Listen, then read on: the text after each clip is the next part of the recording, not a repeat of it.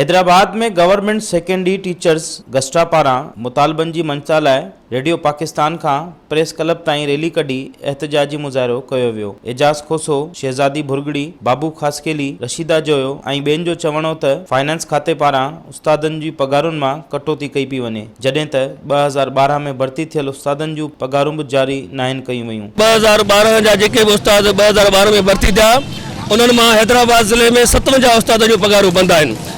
असां higher authority खे appeal कयूं था त जेके उस्तादनि जूं पगारूं बंदि आहिनि उन्हनि जूं फौरी तौर ते बहाल कयूं वञनि। असां इहो मुतालबो कयूं था गवर्नमेंट सिंध खां त जल्द अज जल्द 2012 वारनि जूं पगारूं रिलीज़ कयूं वञनि। असां गुज़ारिश कयूं था आला क़यादत खां, मोहतरम बिलावल भुट्टो खां, मोहतरम वज़ीर आला सिंध खां, तइलीम में वज़ीर सईद गनी साहब खां गुज़ारिश कयूं था त असांजा मुतालबा मञा वञनि। असां उस्तादनि जा जाइज़ मुतालबा जेके सिंध गवर्नमेंट जी टेबल ते पियल आहिनि उहे असांजा हल थियनि, असां उनजे लाइ आया आहियूं। उस्ताद की इज्जत की बहाली और उस्ताद अपने मुतालबात के लिए हर एहतजाज करने के लिए तैयार है। 2012 जा उस्ताद जेके भर्ती थियल आहिनि उन्हनि जूं पगारूं जारी कयूं वञनि।